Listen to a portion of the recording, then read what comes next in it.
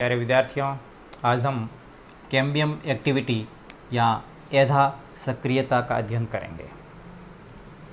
एधा की सक्रियता को ऋतुएं या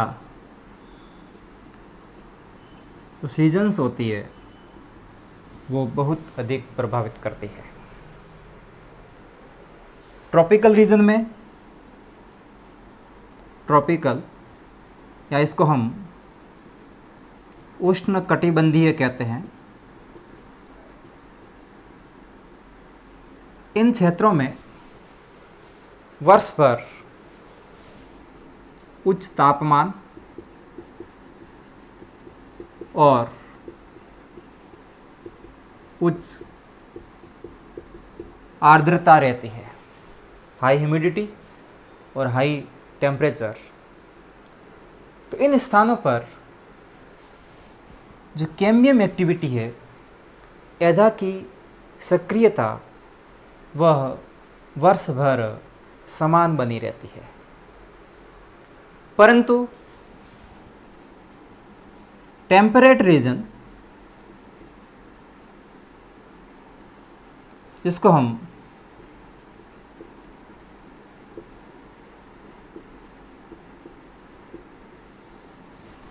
शीतोष्ण क्षेत्र कहते हैं, वहाँ पर कैम्बियम की सीजनल एक्टिविटी यानी ऋतुनिष्ठ सक्रियता पाई जाती है, क्योंकि इन स्थानों पर वर्ष भर आर्द्रता और तापमान की जो परास है, रेंज है, वो समान बनी नहीं रहती है। वहाँ पर उतार चढ़ाव देखने को मिलता है। तो इन स्थानों पर स्प्रिंग यानी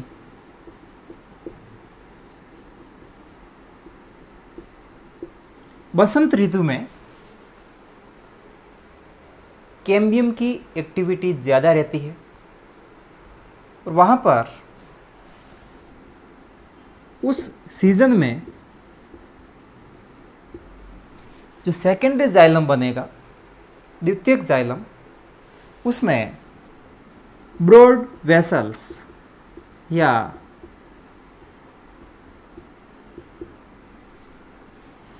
चौड़ी वाहिकाएं होगी उस जाइलम के अंदर, सेकेंडरी जाइलम में। कैम्बियम की एक्टिविटी ज़्यादा, जाइलम बनेगा वो चौड़ी वाहिकाओं वाला बनेगा, ब्रेड वेसल्स वाला बनेगा, और उस वुड को हम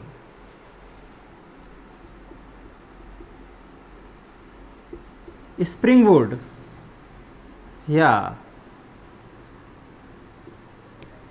अर्ली वुड कहते हैं। उसको हम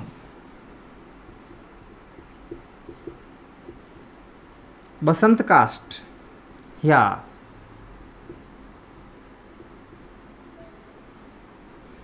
अग्रदारू कहेंगे। जबकि ऑटमन या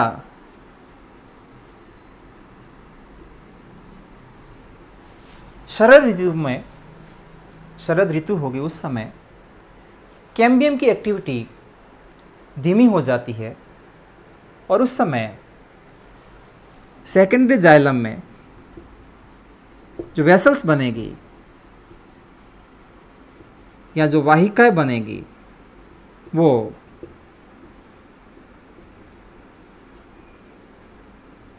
संकड़ी वाहिकाएं होगी। कम अनुपात में जाइलम बनेगा या अधिक अनुपात में जाइलम बनेगा। बसंत ऋतु में अधिक अनुपात में बन रहा है जाइलम या कम अनुपात में जाइलम बन रहा है, या वाहिकाएं चौड़ी है या वाहिकाएं संकरी है। तो इस प्रकार की कास्ट को हम ऑटमन वुड या इसको हम लेट वुड कहते हैं। शरद काष्ठ या फिर इसको पक्षधारू कहते हैं। और ऐसे क्षेत्रों के वृक्षों में बसंत काष्ठ और शरद काष्ठ एकांतरित रूप से कंसेंट्रिक रिंग्स, यानी ये घेरा, ये दूसरा घेरा, ऐसे सकेंद्री वलय या कंसेंट्रिक रिंग्स के रूप में ये काष्ठ पाई जाती है। जैसे बसंत काष्ठ हो गई, शरद काष्ठ, बसंत काष्ठ, शरद काष्ठ, बसंत काष्ठ, शरद काष्ठ, बसंत काष्ठ, ऐसे रिंग के रूप में पाए जाते हैं।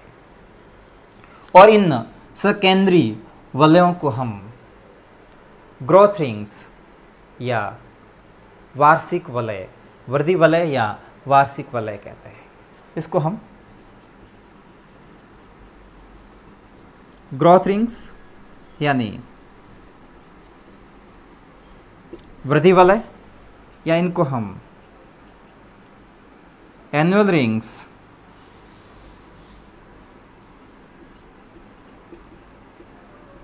वार्षिक वलय कहते हैं। दोनों मिलकर के एक वार्षिक वलय बनता है। कौन सी? बसंत काष्ठ और शरद काष्ठ, दोनों को मिला करके एक वार्षिक वलय बनेगा।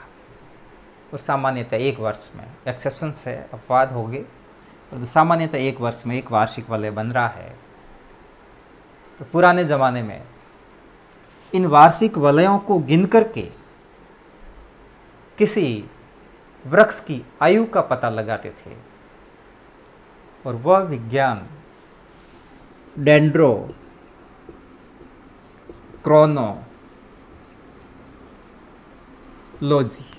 हिंदी में उसको हम कहते हैं वृक्ष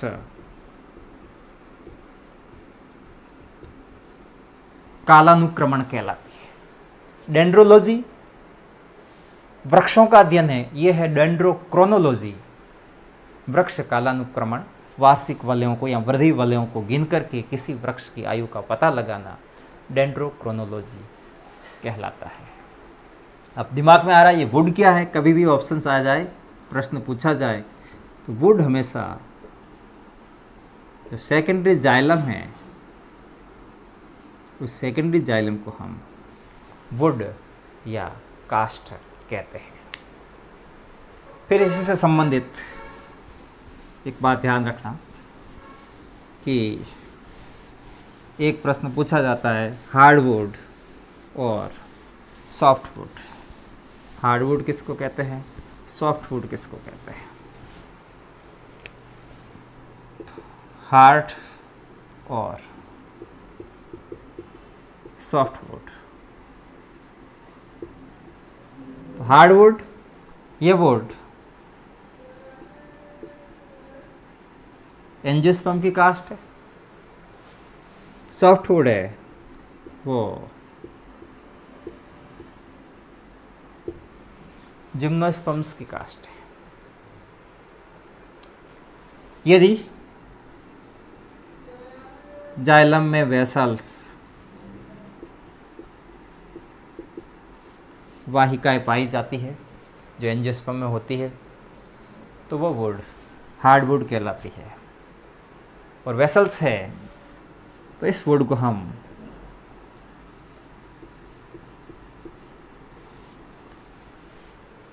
पोरस वुड कहते हैं, छिद्रित काष्ठ कहते हैं। जिम्नोस्पर्म में वेसल्स नहीं होती है, वाहिकाएं नहीं पाई जाती है, तो इस प्रकार की काष्ठ को हम सॉफ्टवुड या मृदु काष्ठ कहते हैं। और वेसल्स नहीं है, इस कारण इस काष्ठ को हम